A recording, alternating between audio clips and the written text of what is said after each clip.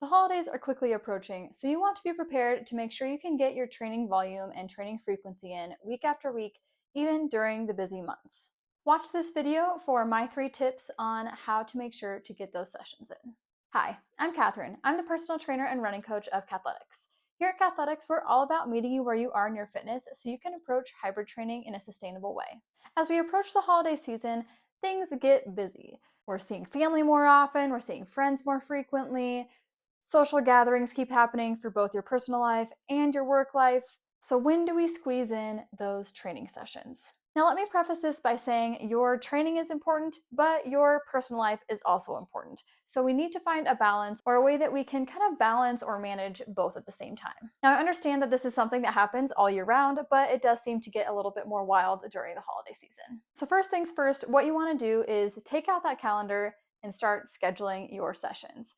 Look at your week ahead or even weeks ahead and decide when you're going to be planning to do your training sessions. Does that mean that you're going to have to switch your schedule? So if you usually work out after work, maybe you're going to have to do it before work, or maybe it's during your lunch break. Find a schedule and write it down, because if you don't write it down, it's not going to happen. At least that's how it is for me. You need to have it written down just as you would a haircut or a dentist appointment or something that you wouldn't cancel yourself on. This is going to increase the likelihood that you're going to get it done, even if that means that you need to shorten the session. So actually, that brings us to tip number 2.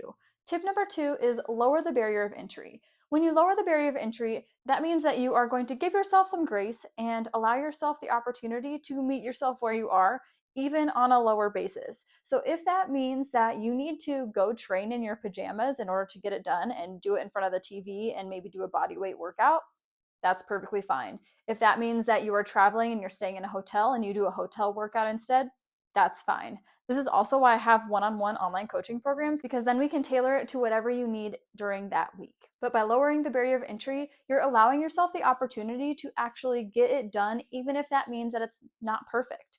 And consistency requires showing up. It doesn't require perfection. My third and last tip is also along the same lines of lowering the barrier of entry, but more specifically, shorten your training session.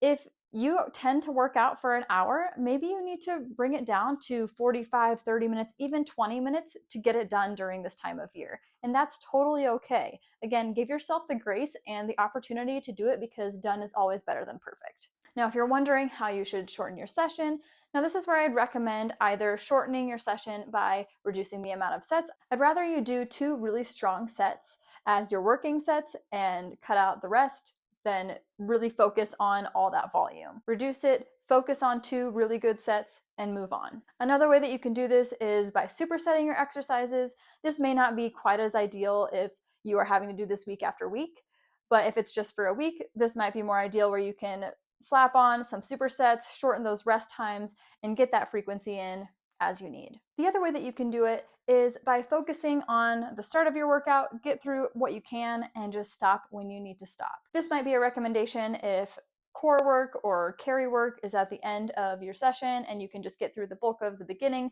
because I always program in a way that the most important stuff is first, and then we go to the less important things as we move on. So again, I would rather you do deadlifts than skip deadlifts and do your core and carry work.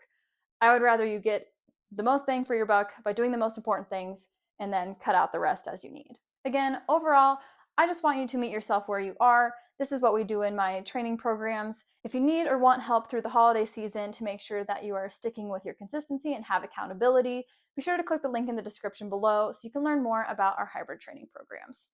Otherwise, be sure to like, subscribe, and then we'll see you in the next one.